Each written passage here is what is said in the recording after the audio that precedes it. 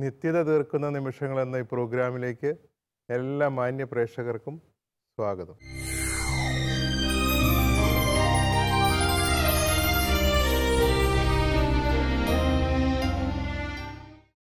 ഏകദേശം 15 വർഷം മുമ്പ് പുറത്തിറങ്ങിയ ഒരു ക്രിസ്ത്യൻ ഡിവോഷണൽ ആൽബത്തിലെ ഒരു പാട്ടാണ് നമ്മൾ തിരഞ്ഞെടുത്തിരിക്കുന്നത്. ചിത്രയുടെ ആലാപന മികവോടെ പാടിയ ആ പാട്ട് സ്നേഹോദാരമൻ നാവിൽ തൂകും പാലോടമ്മ യേശുനാമം. ഇത്രയും മനോഹരമായ ഒരു മനുഷ്യസ്പർശിയായ വാക്കുകൾ ഉപയോഗിച്ച് ഈ രചനയുമായി ഇവിടെ എത്തിയ അച്ഛന് സ്വാഗതം. ഏകദേശം 60 എപ്പിസോഡുകൾ നമ്മൾ പിന്നിട്ടിരിക്കുകയാണ്. ഓരോ എപ്പിസോഡുകളിൽ പാട്ടുകൾ എടുക്കുമ്പോഴും അച്ഛൻ ഇന്നും എന്നെയും പ്രേക്ഷകരെ അതിശയിപ്പിക്കുക. കാരണം ഈ മനുഷ്യസ്പർശമുള്ള വാക്കുകൾ, മനുഷ്യഗന്ധമുള്ള വാക്കുകൾ, അങ്ങനെ ഈ കവിതയിൽ കൂടി ഈ ക്രിസ്ത്യൻ ഡിവോഷണൽ ഗാനങ്ങൾ എങ്ങനെ വരുന്നു വെച്ചാൽ ഒന്ന് എക്സ്പ്ലെയിൻ ചെയ്യാമോ?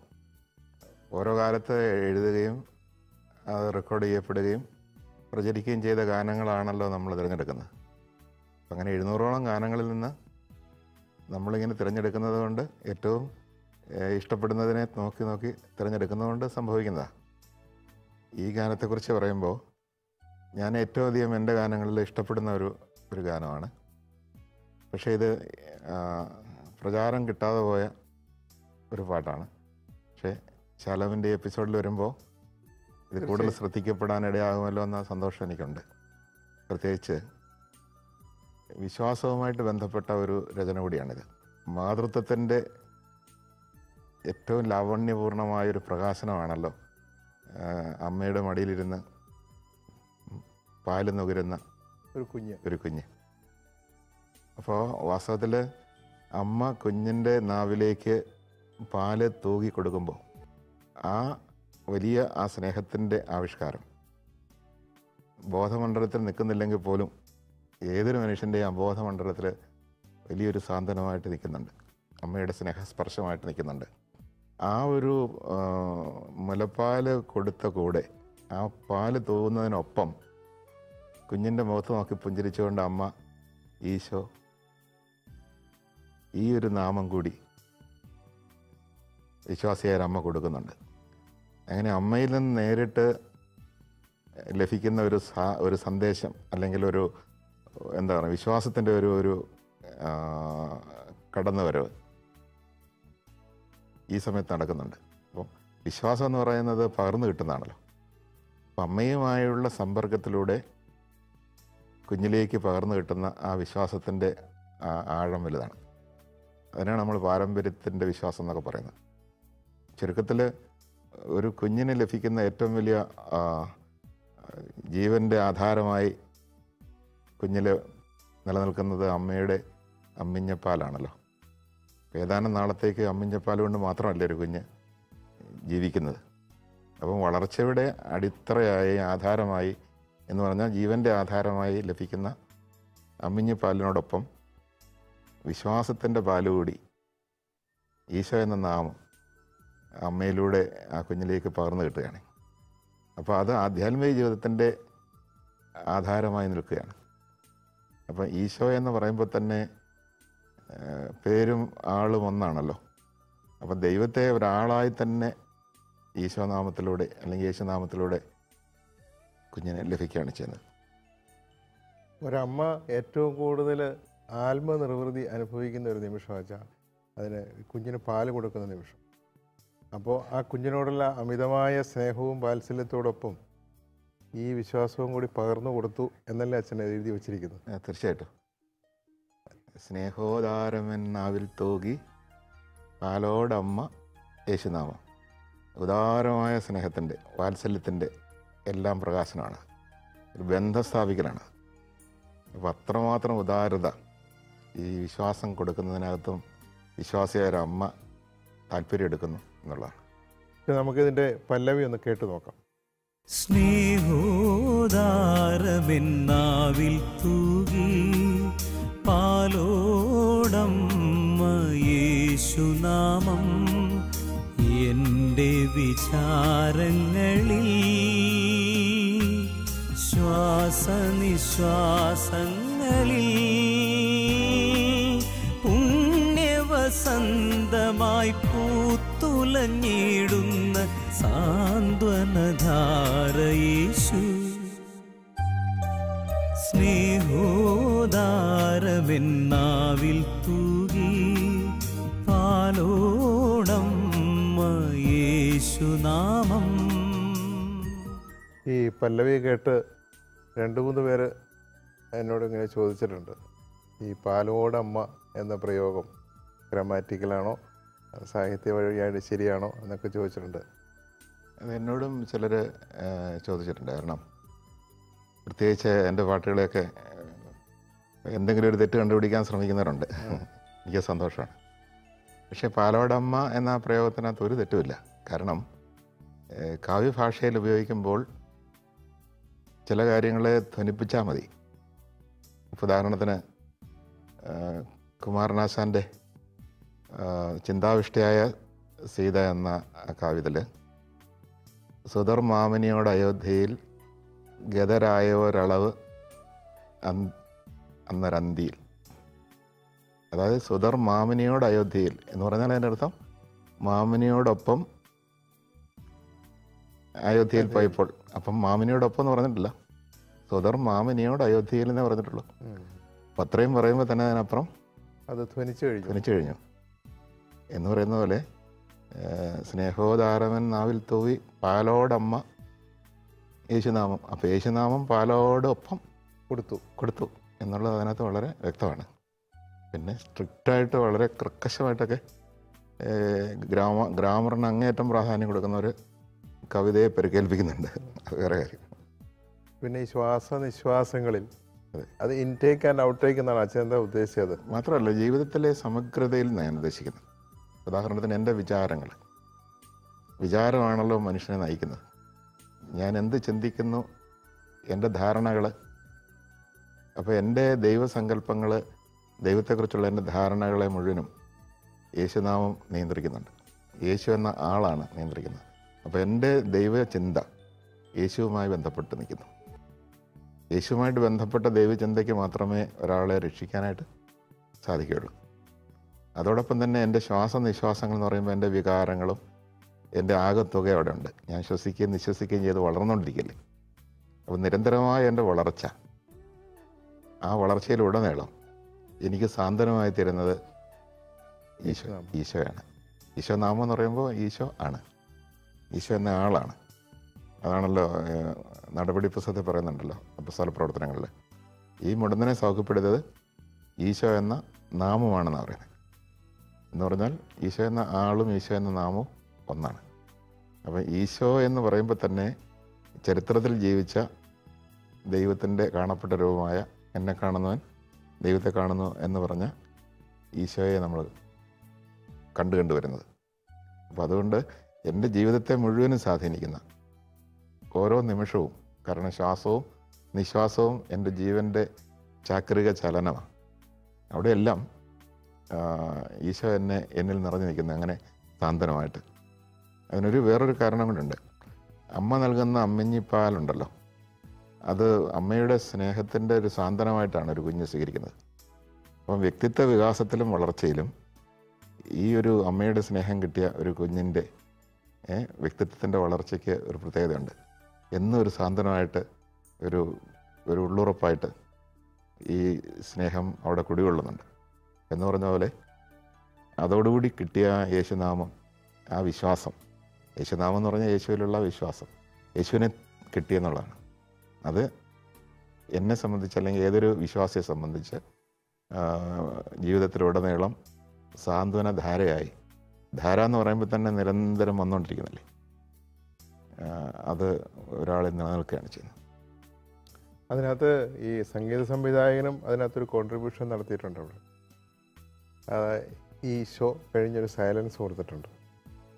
ആ സൈലൻസിൽ അമ്മയുടെ വികാരങ്ങളോ കൊച്ചിലോട്ടുള്ള പകർച്ചയോ എന്തു വേണമെങ്കിലും നമുക്കവിടെ കൊടുക്കാവുന്നതാണ്. എപ്പോഴും ആ സൈലൻസിന് വാക്കുകളേക്കാൾ അർത്ഥമുണ്ട്. അത് വളരെ ഭംഗിയായിട്ട് സംഗീത സംവിധാനം അവിടെ പ്രയോഗിച്ചിട്ടുണ്ട്. നമുക്കിതിൻ്റെ അനുപല്ലവി ഒന്ന് കേട്ടു നോക്കാം. ലോകമെന്നെ കൈവിടുമ്പോൾ എൻ്റെ നാഥൻ ഓടിയെത്തും, മാറോടു ചേർത്തന്നെ താലോലിക്കും.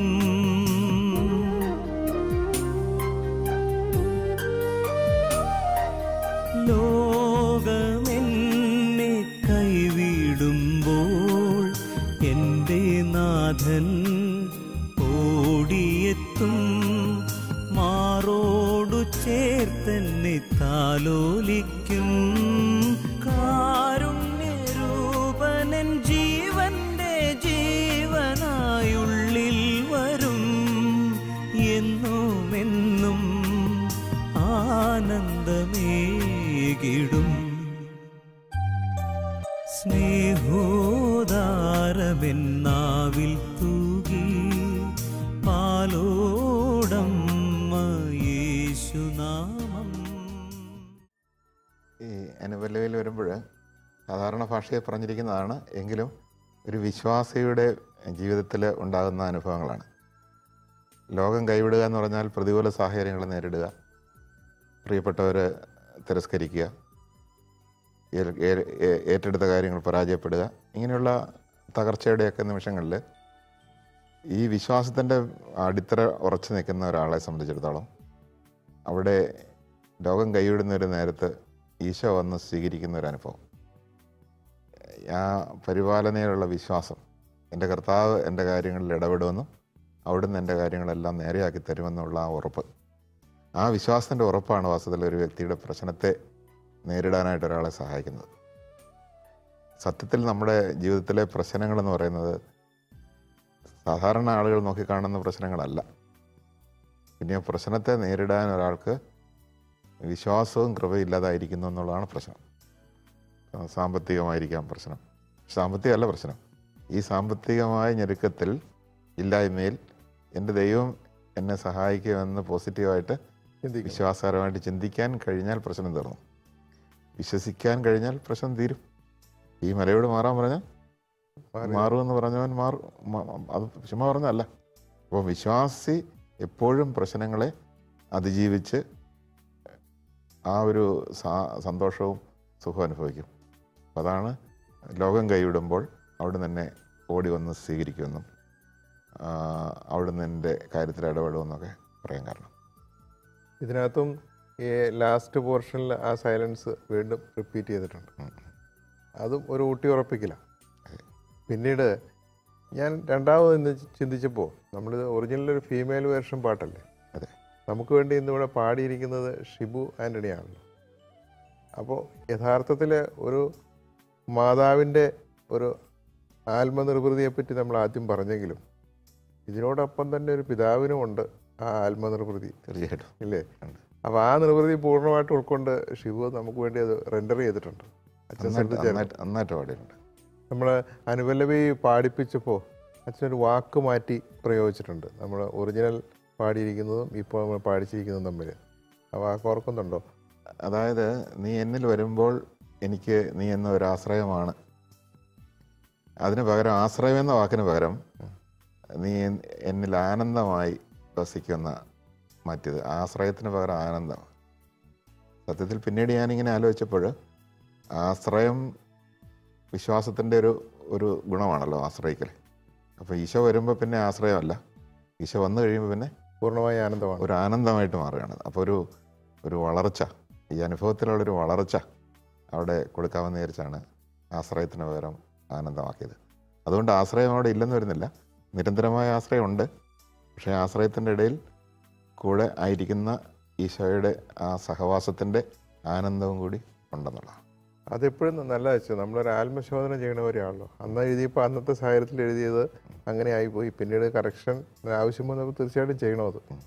നമുക്ക് ഇതിങ്ങനെ ഒരു അവസരവും കിട്ടിയല്ലോ. നമുക്കിതിൻ്റെ ചരണവും കൂടി ഒന്ന് കേട്ട് നോക്കാം.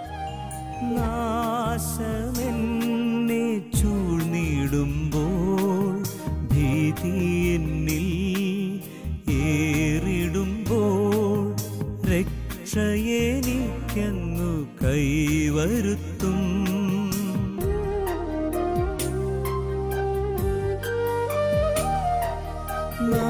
നാശമെന്നെ ചൂഴ്ന്നിടുമ്പോൾ ഭീതി എന്നിൽ ഏറിടുമ്പോൾ രക്ഷയെനിക്കങ്ങു കൈവരുത്തും ദിവ്യകാരുണ്യമായി ഐശ്വര്യസാരമായി എന്നുമെന്നിൽ യേശുനാഥ വാഴുമാറാകണമേ. സ്നേഹോദാരമെന്നാവിൽ തൂകി പാലോടമ്മ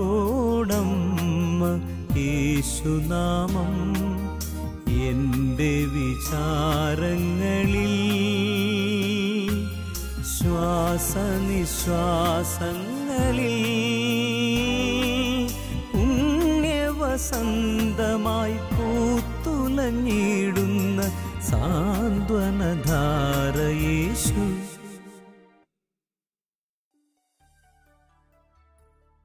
ഈ ചരണത്തിനകത്ത് വരുമ്പോൾ ഒരു വ്യക്തിയെ സംബന്ധിക്കുന്ന ഏറ്റവും വലിയൊരു പ്രശ്നം നാശം എന്ന് പറഞ്ഞാൽ പ്രതികൂല സാഹചര്യങ്ങളിൽപ്പെട്ട് ഞാൻ നശിക്കാൻ പോകുന്നു എന്നുള്ള ഒരു തോന്നലാണ്. അപ്പോൾ ആ സമയത്ത് വിശ്വാസം ഉണരുകയും കർത്താവിൻ്റെ സാന്നിധ്യാനുഭവം ഉണ്ടാകുകയും ചെയ്യുന്നതിനെക്കുറിച്ച് നമ്മൾ പറഞ്ഞത്. ഇവിടെ ഒരു വാക്ക് മാറ്റിയിട്ടുണ്ട്. ഉണ്ട്. ശ്രദ്ധിച്ചോ? ഏതായിരുന്നു? ഭീതി. അതെ, ക്ഷീണം എന്ന വാക്കിന് പകരം ഭീതി എന്ന വാക്ക് നമ്മൾ വെച്ചു. അതിന് കാരണം ഇതാണ്, വെറും ഒരു ക്ഷീണമല്ലത്. ഒരു എന്താ പറയുക, നാശത്തിൻ്റെ ഒരു അവസ്ഥ വരുമ്പോൾ എനിക്കാരുമില്ല, ദൈവം പോലും എന്നെ കൈവിട്ടു എന്നൊക്കെ തോന്നുന്ന ചില സമയങ്ങളുണ്ടാവാം. ആ സമയത്ത് ഭീതിയാണ് അല്ലാതെ ഉണ്ടാകുന്നത്.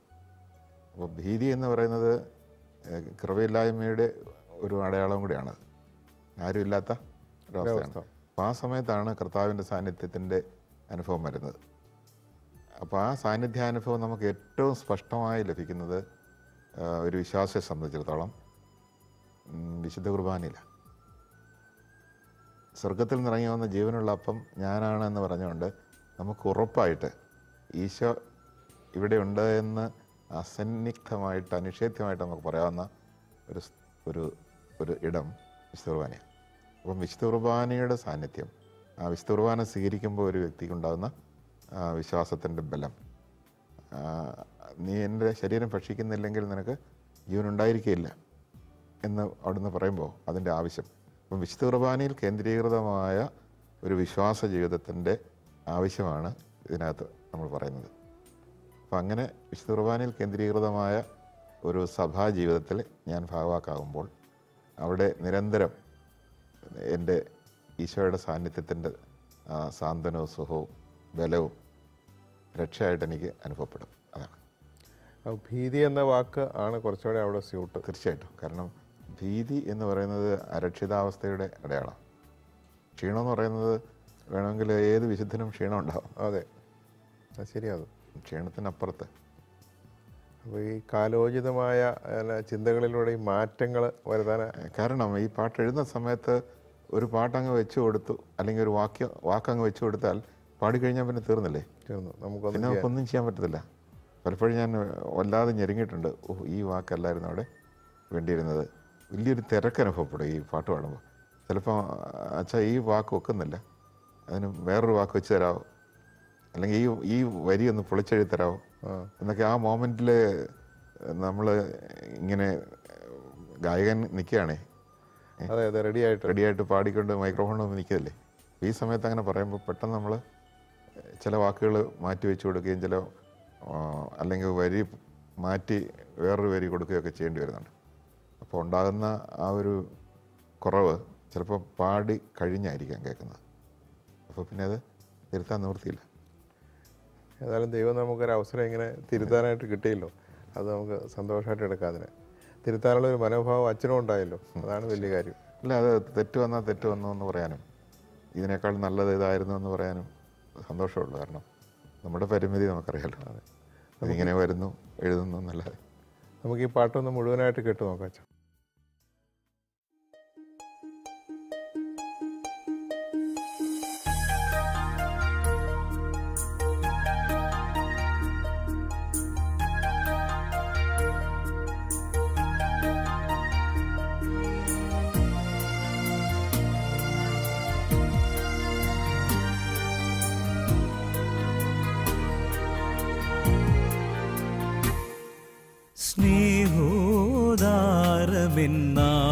തൂകി പാലോടമ്മ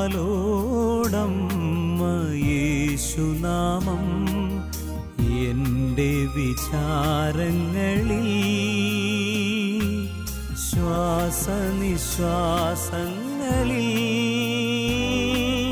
പുണ്യവസന്തമായി പൂത്തുലഞ്ഞിടുന്ന സാന്ത്വനധാര യേശു.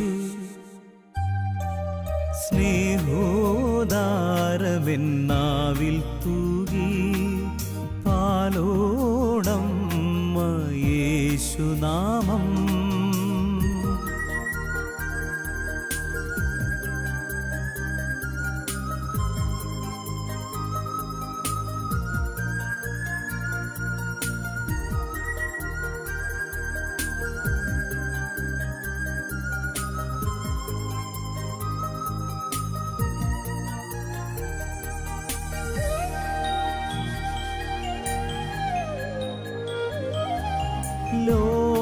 ലോകമെന്നെ കൈവിടുമ്പോൾ എൻ്റെ നാഥൻ ഓടിയെത്തും, മാറോടു ചേർത്തന്നെ താലോലിക്കും.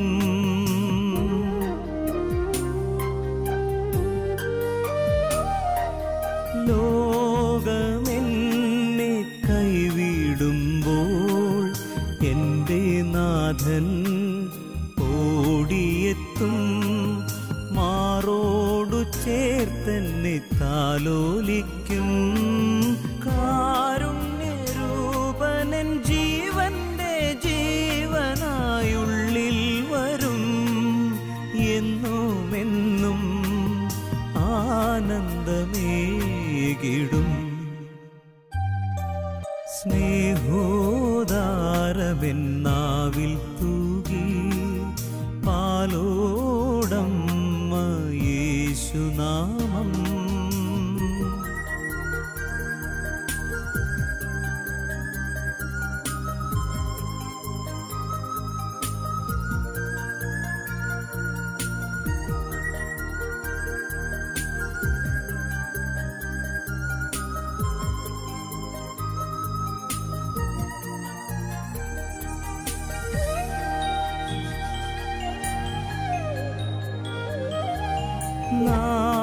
നാശമെന്നെ ചൂഴ്ന്നിടുമ്പോൾ, ഭീതി എന്നിൽ ഏറിടുമ്പോൾ, രക്ഷയെനിക്കങ്ങു കൈവരുത്തും.